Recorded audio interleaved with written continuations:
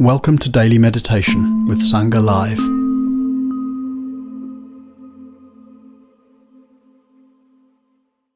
Friend, good morning to all of you. Lovely to be here with you. And this morning, we shall continue our exploration of grief and grieving. It's my wish this morning to disentangle grief.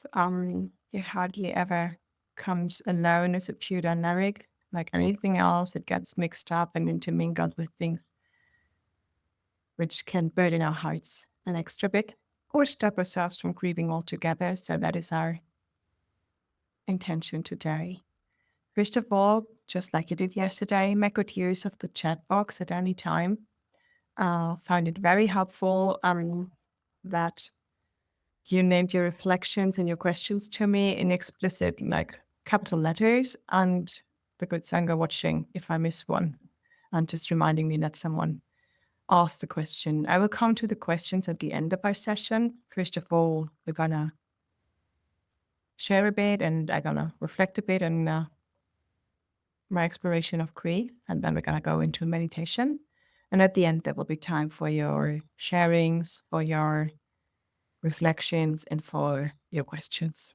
So make yourself comfortable. I'm very happy you're here today, and let's dive in. So yesterday we explored together what grief is, and there was an invitation to do some grief work, and I was touched by what you did. And I was thinking afterwards, with all your sharings and everything which you put into, so many of you put into the chat box, that this is a very natural movement of grief. It's naming. It's naming and it's turning towards the edge. It's no longer working around it or working with it, but it's like really naming it and being present for it. And just by typing something into a computer or by stating it to ourselves or to a friend, we are in touch. And maybe you can see how close grief is to compassion.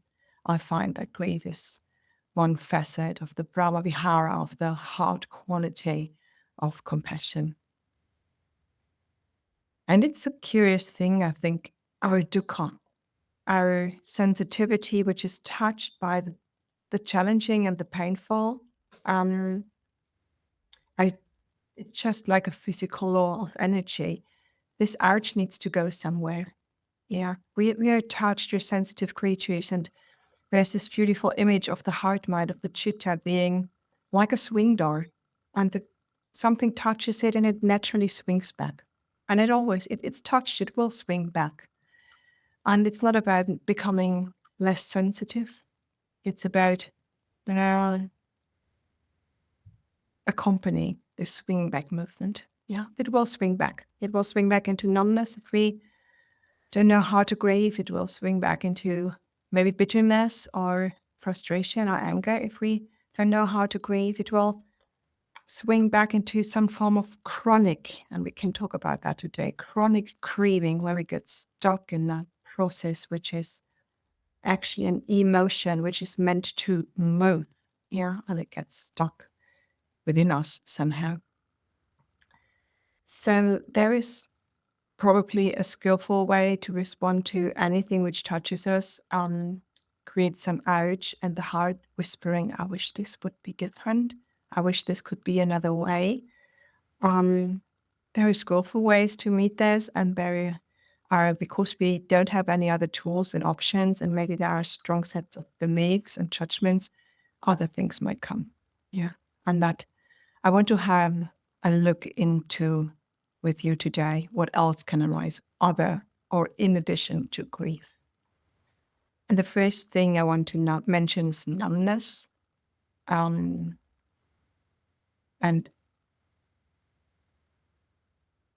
there is an invitation to honor your numbness today. We do not always have the tools and the outer and inner conditions to do proper grieving. And if the dukkha comes in and we can't do any proper grieving, we will get numb.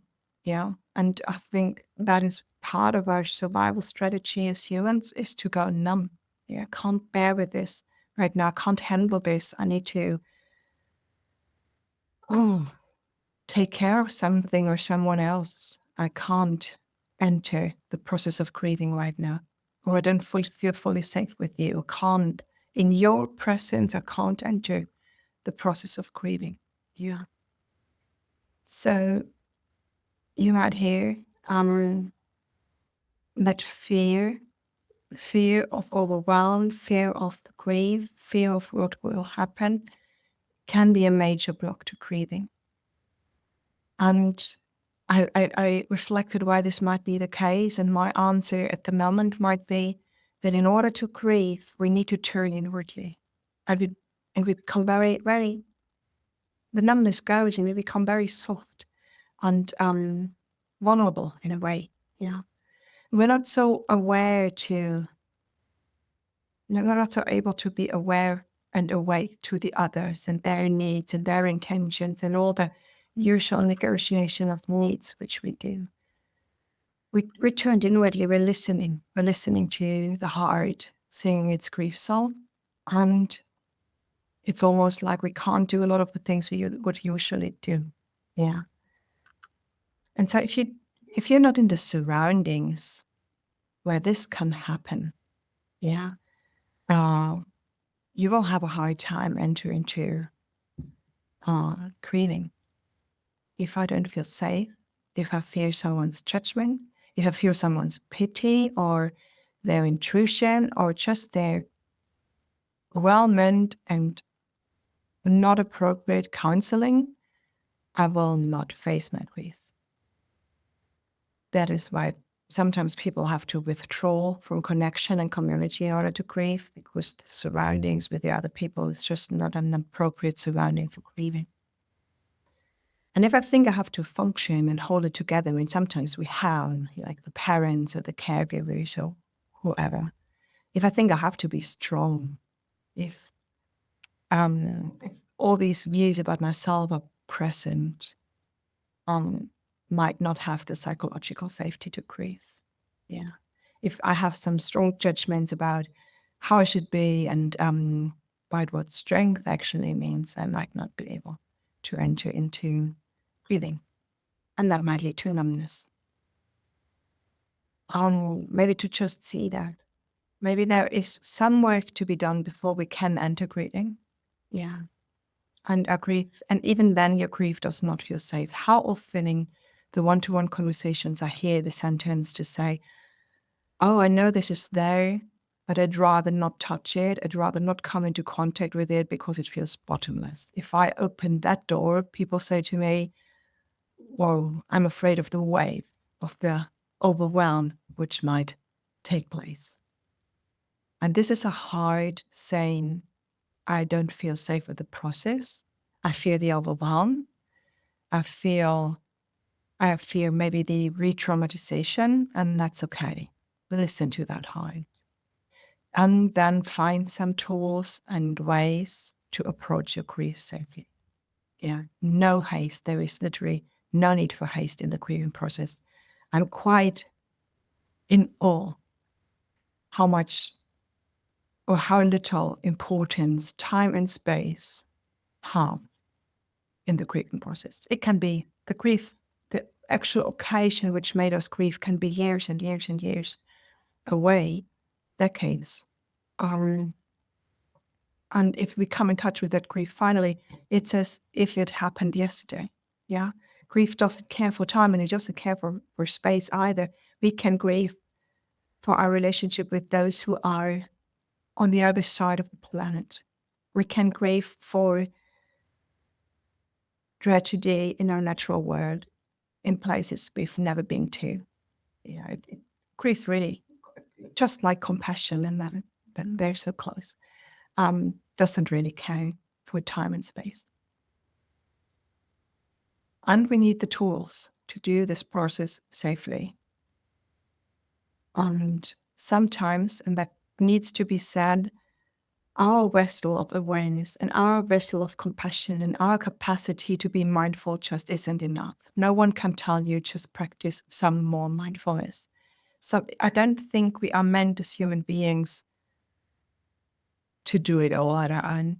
That's an isolating myth, which is not respecting our natural need for relationship and holding something in a shared space together. So we need to create community sometimes, and we need to have stable community which can hold us when we step into contact with the edge. I need a space to hold this with me. I can't do this work on my own. So we need grieving communities. Some we can grieve on our own, and sometimes you will need another.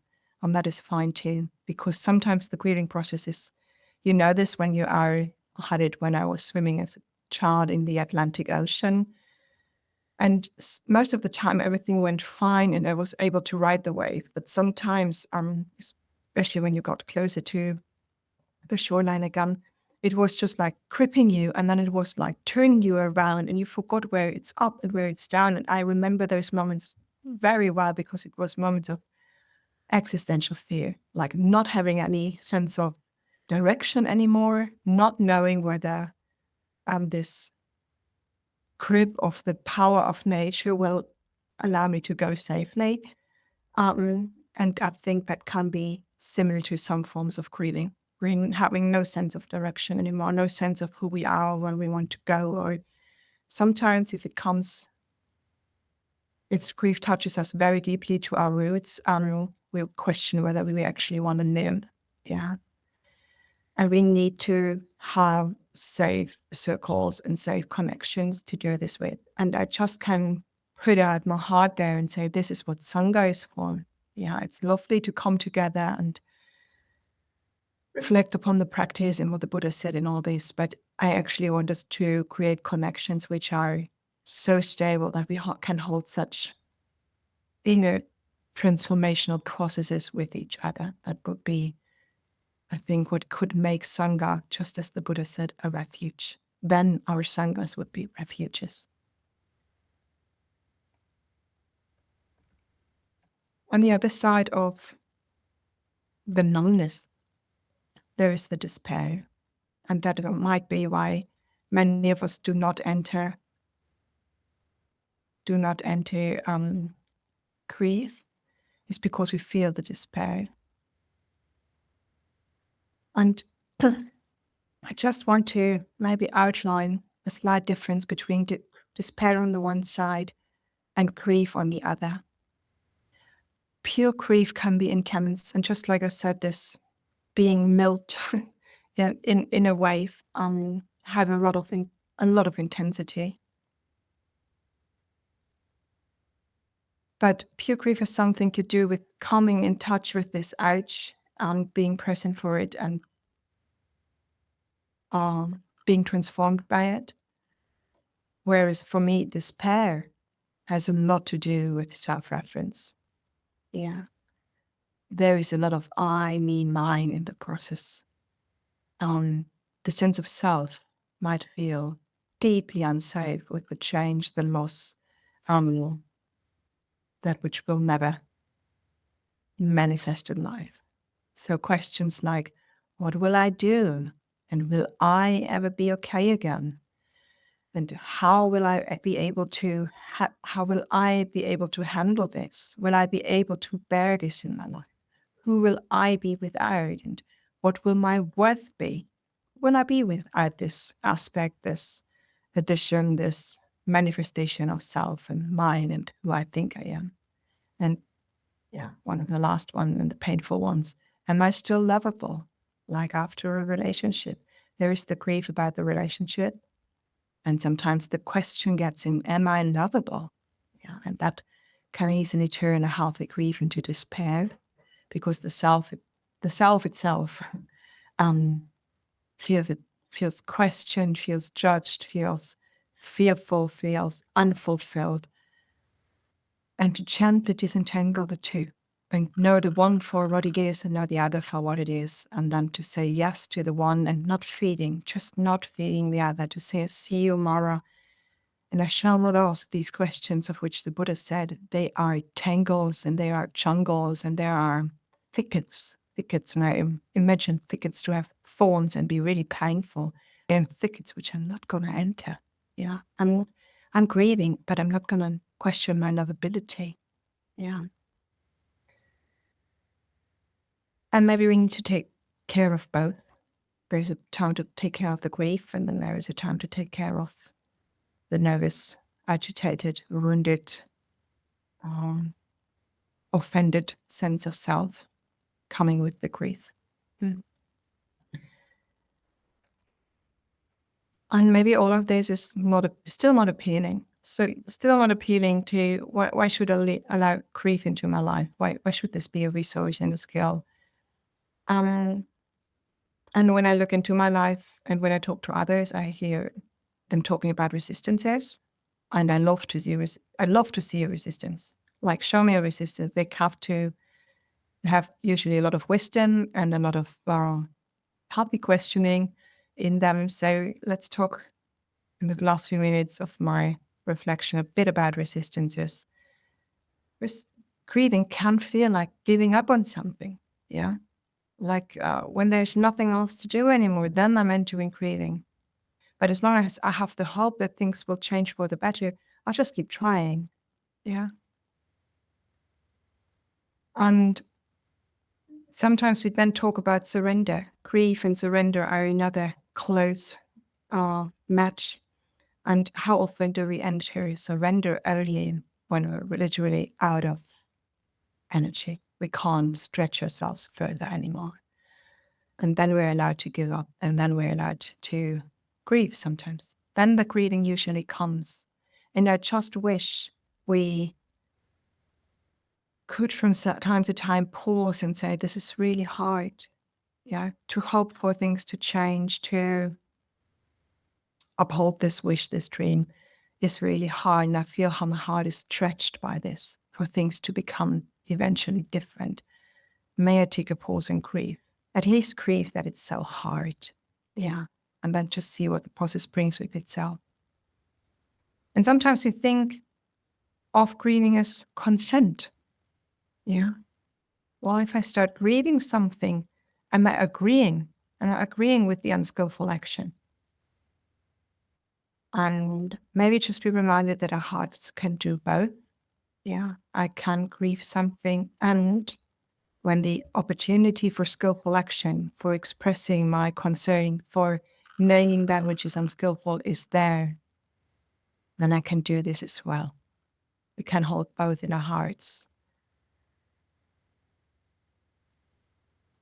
Early, if we see grieving as weakness, which weakens us to the place where we then cannot take skillful action anymore, we might not allow us to enter that process. Like, you can hold the grief and the strength both in your hearts, and that is something to just try out and feel. I can have a lot of strength, and I can have an immense amount of presence, and I can grieve.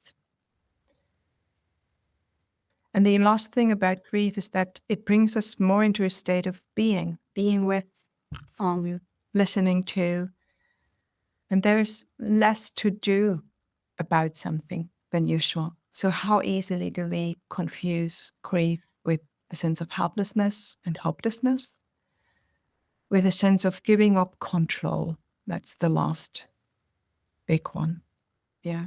When we enter grieving, we are navigating the waves, but we don't do the waves in our lives. Yeah. When we enter grieving, we might give up a sense of control. And that can frighten the self a whole lot. I'm not controlling the waves. At least I can control my inner waves and not come in touch with this or that or do something about it. I'd rather do something about it than just like really feeling how painful this is at the moment, or how tiresome, or how much it stretches my heart. Okay, so these were some thoughts on resistance, on despair and on numbness, and of course you can go further and deeper into that, but for now I would like to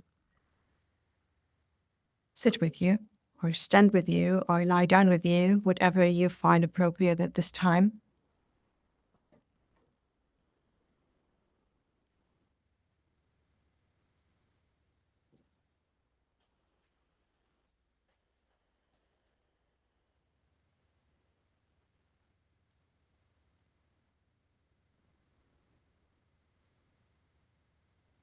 And when you've found your posture,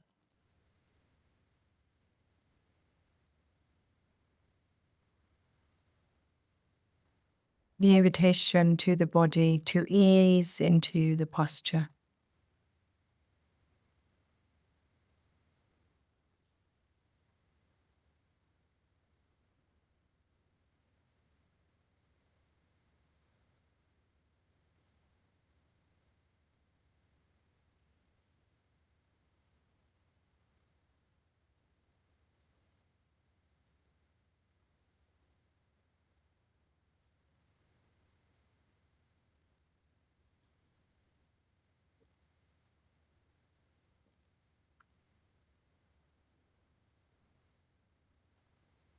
And maybe your breath and your breathing can be a breath which supports the easing in and the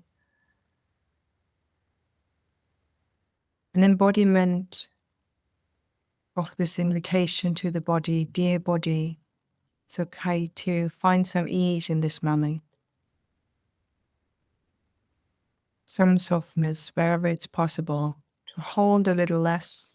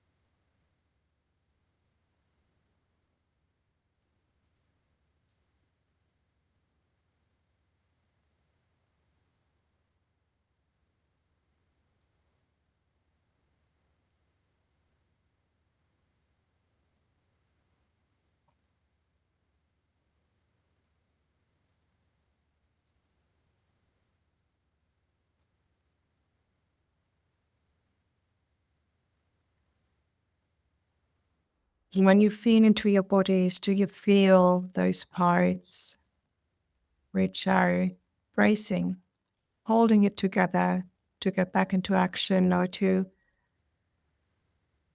fend off those unpleasant or sometimes painful experiences?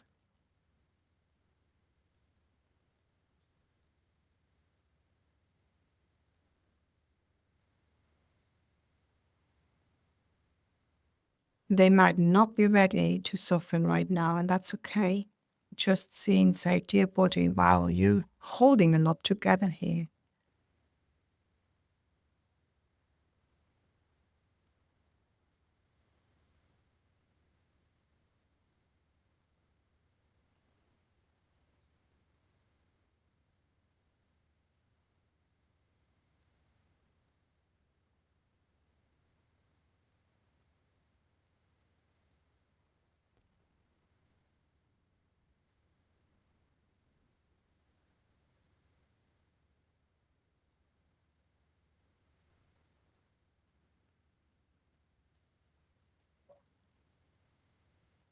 Or you might notice as well the movements of the mind,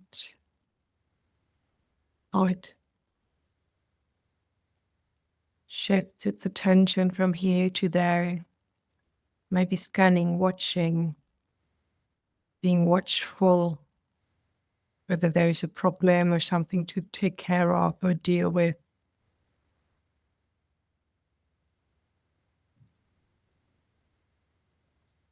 Might right in this moment, try to find solutions and answers.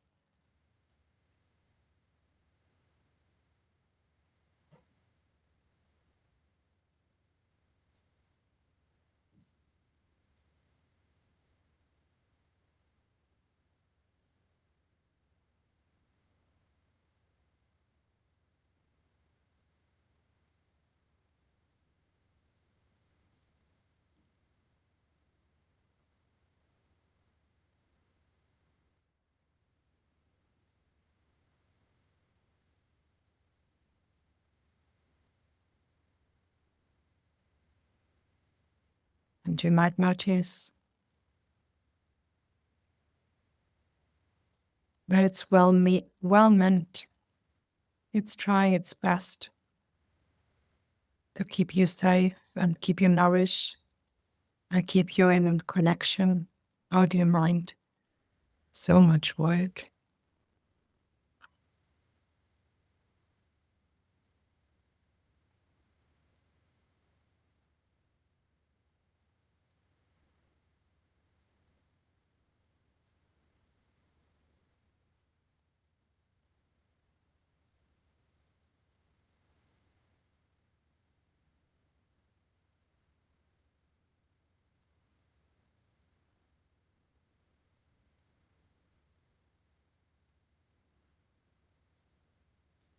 And then you might shift to your sense of sensitivity, your heart, if you like, all that which gets touched by the experiences of life.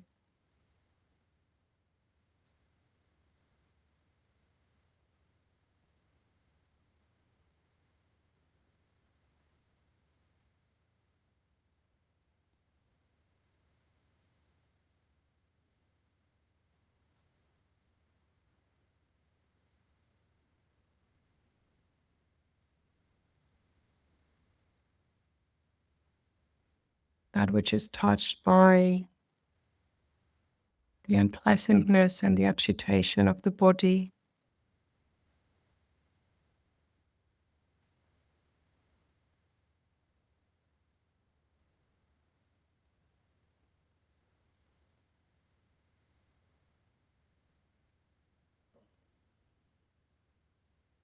That which is touched by being in relationship or not being in relationship with another.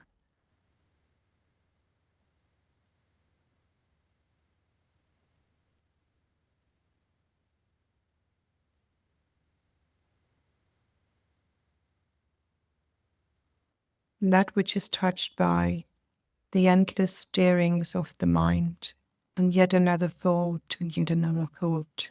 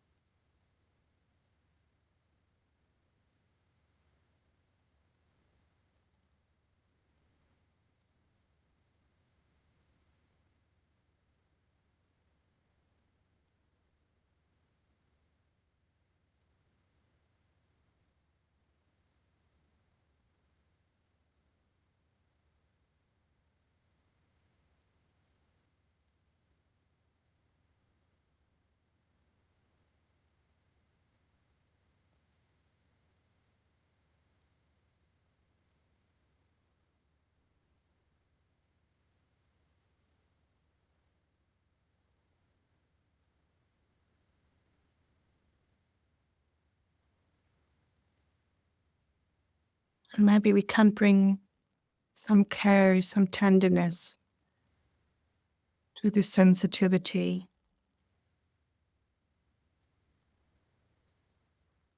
that which is touched and moved.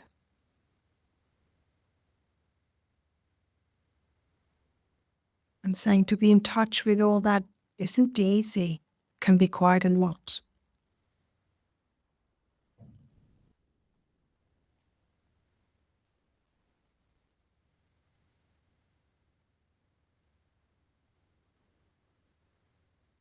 Or see if your mindfulness can take up that quality of softness, of care, of gently turning towards.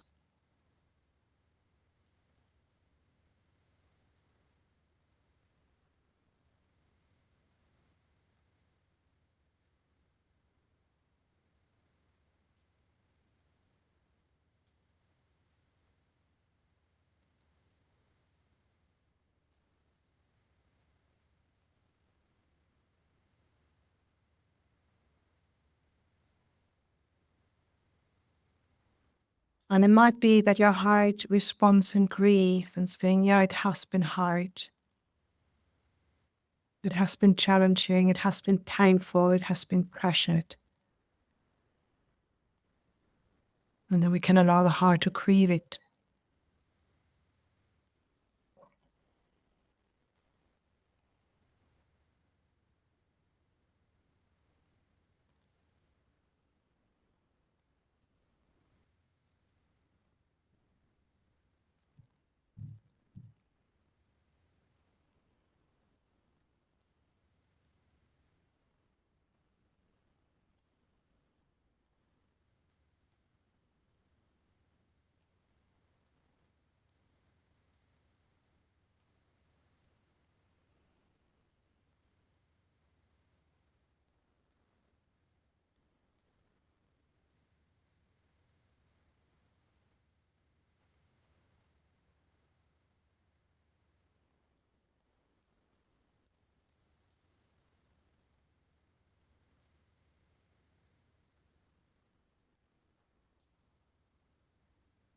And maybe you have no central problem in your life right now, no big issues, and you don't need to have them to participate. Your heart is touched by the many unpleasantness and the small conflicts and the small disappointments anyways.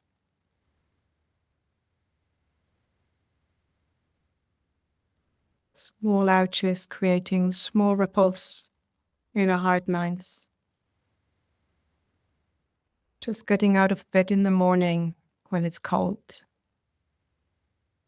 And getting an annoying phone call. All that small ripples in your heart mind. And we might brush them away and get on with our day.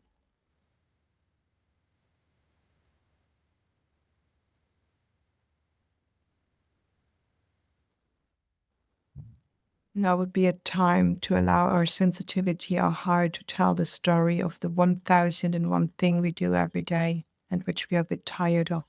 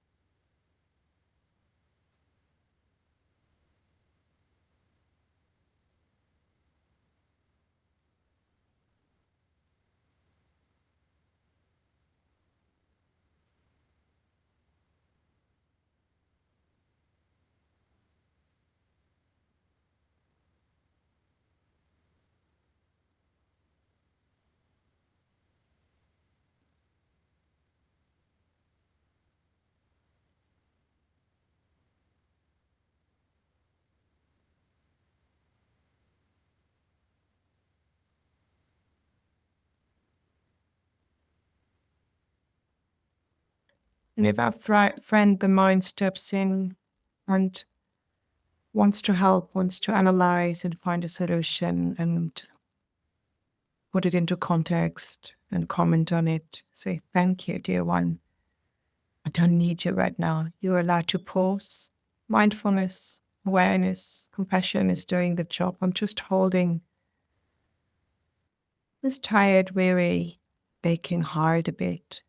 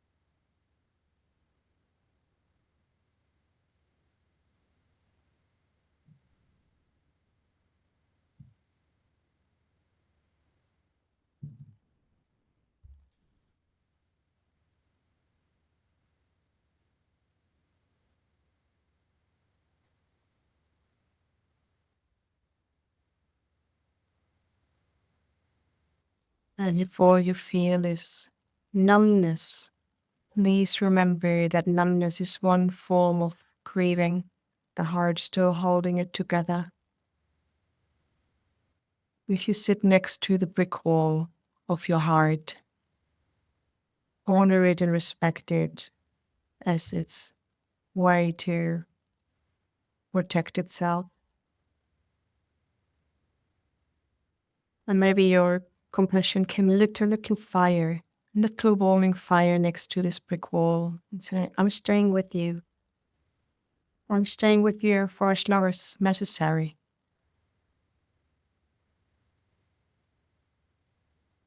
We'll have no hurry and no haste. I will admire your beauty, brick wall. I'm just here.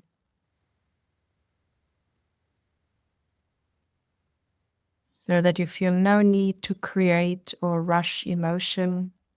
Numbness is fine.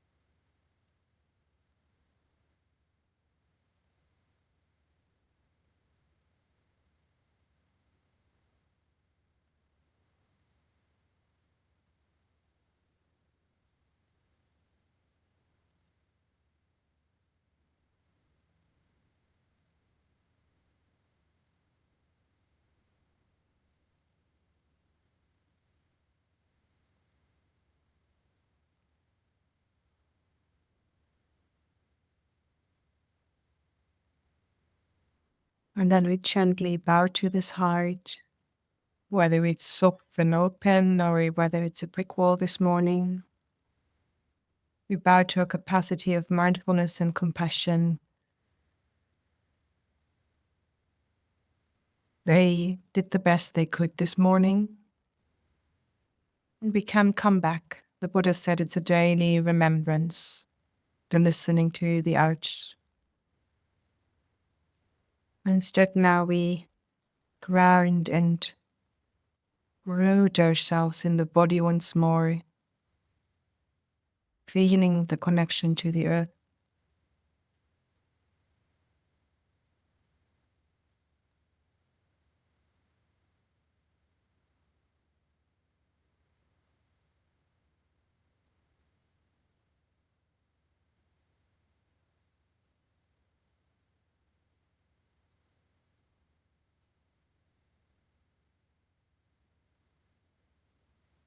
Feeling maybe the bones in our bodies, the rib cage and the spine and the broad shoulder blades.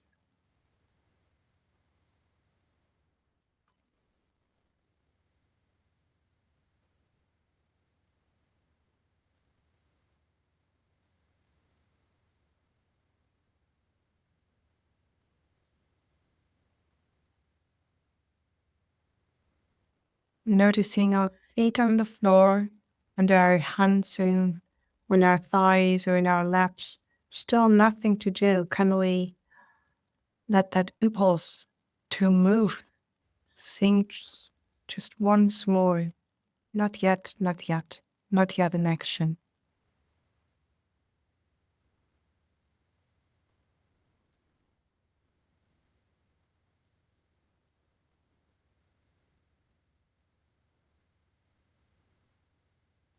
And then very consciously and carefully, full of care, we can loose our fingers on our feet.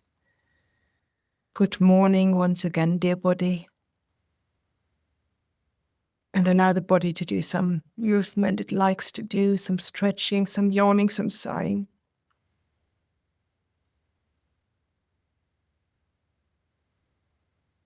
And then you can make your slow way back to the screen.